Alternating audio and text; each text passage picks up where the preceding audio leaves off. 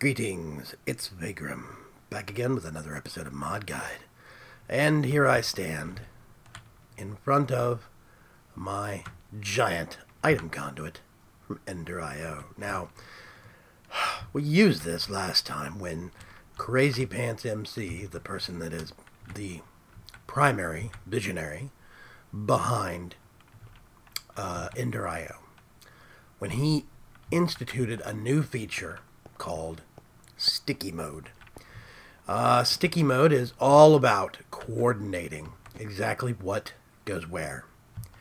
And I really do think, I kind of wonder, so many mod developers out there making so many mods, but you rarely do see one of those monkey touch the monuments kind of moments. Like, way back in the day when Buildcraft was first being developed and the quarry was first put in. Did anybody really realize how big of an impact the quarry would have on modded Minecraft? And I think this is could be another one of those moments. Now, why do I say that? I say that because he has not only put in Sticky Mode, which does amazing things for item flow control, he's also put in some more features as well. I branched out past this little section right here, and what you'll see is a strange little setup to demonstrate what's called self-feeding mode. Now, where did I put... Oh, the sign, of course. This is what I call the coal creator. Basically, how can I describe this? So, CrazyPants has put in a feature, basically, that he says specifically he put in to make as compact and as simple of a bee breeding setup as possible. He wanted to be able to have only one section of conduit attached to an apiary, and to be able to have that conduit recycle the bees, pull them out, and then push them back in to feed itself, basically. It becomes an out point and an endpoint all at the same time. Now, previously you could have his conduits do that, but not have the same item move through that loop. Now you can. Previously you would have had to have sent something out and then bring it back, but now you can actually have stuff move like that. And I'm really wondering just what kind of crazy contraptions people are going to come up with. Now, as I said, he suggested the apiary with only one item conduit attached, and I'll show you what he's probably doing here. This is where this setup comes in. Now, this contraption up above is a safe from Carpenter's Block. They're very, very amazing. I'm just going to get some wood out of here. Basically, got a little indicator. Shows how full it is. Very cool. This is an ordinary furnace. It's got some charcoal in it. I think these are... Yeah. So, ordinary furnace, nothing in it.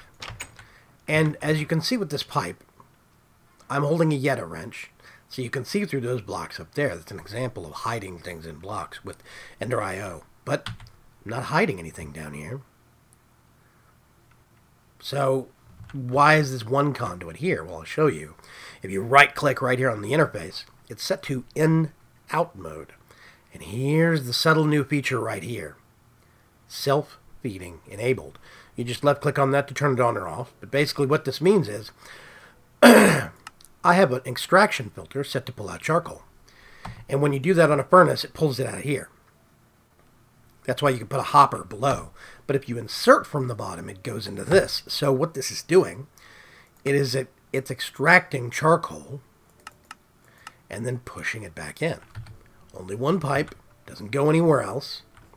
There's no other crazy settings. It's just a whitelist filter. And basically what this means is you can put a stack of wood in there. You could have this fed by a tree farm from Steve Karts or from Mine Factory Reloaded. Tons of options. What you'll see is that charcoal gets pushed down here. This oven, this furnace, will keep burning wood and keep fueling its own charcoal supply. Now, you could get this and take this off to an even bigger scale. busted open the roof up here. Why do I say that? Well, the reason I say that is because if you got this one furnace here, this has 62 pieces of charcoal in it. I have some raw beef waiting to be cooked here, some cobblestone that I want to turn into smooth stone, and some sand that I want to turn into glass. Now, this is in no particular priority, but basically, what I have set up is a pipe. You'll notice this is dual input-output. Now, it is set to, just like the other one to the left, it pulls out charcoal, and it puts it back in. Now, it's also putting it back in here. And this is very important. You'll notice this is set to green. That's the default color. But I have extract set to brown. And a blacklist of charcoal. I don't want to pull any charcoal out of these things. I want to pull everything but charcoal out. So, basically, the cooked beef from this one will get sent. But now what's with the colors? This is brown. This is insert green, extract brown, again, insert green, extract brown.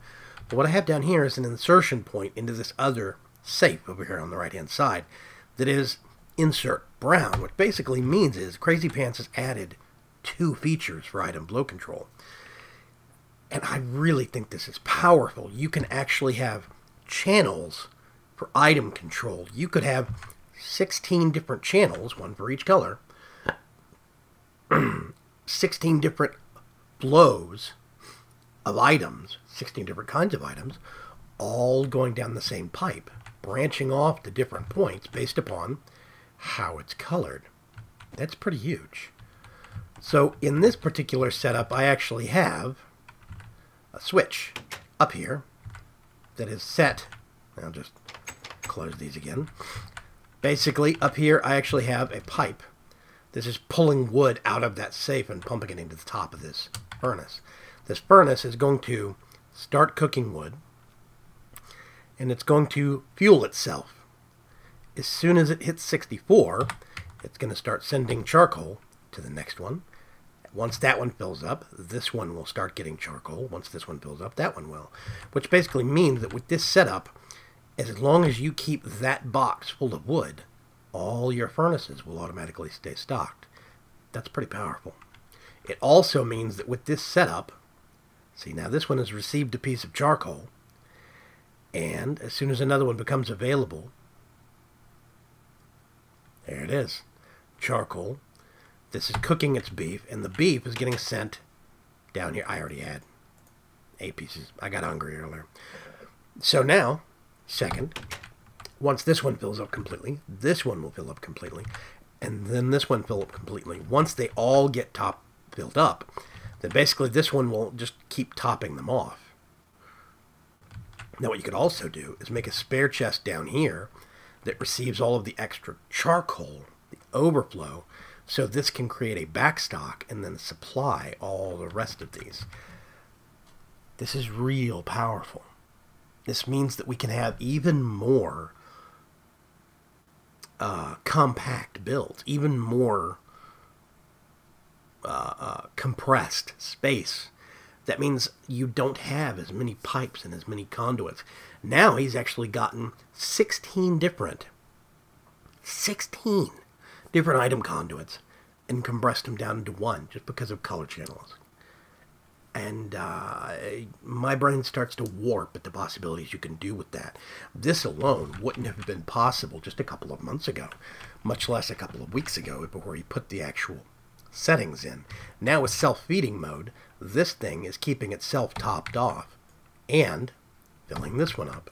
Then this one will start filling up, and this one, and so on and so forth. You could use this with vanilla furnaces, Darkcraft furnaces. You could use it with the iron furnace from IC2.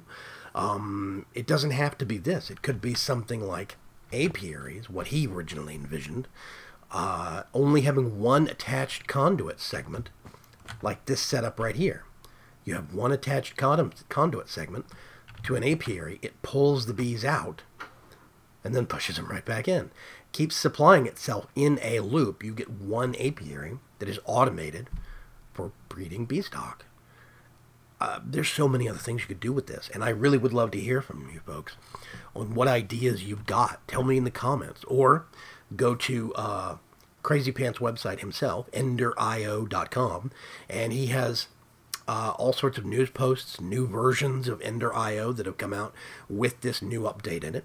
He's got all sorts of great features that are still planned and still in the works, and it really is worth telling him what kind of crazy ideas you got from this and just how amazing you think this is. I would love to see some likes and some comments on this video that I could pass along to CrazyPants to let him know just how awesome this is going to be. This is Vaygrim, signing off.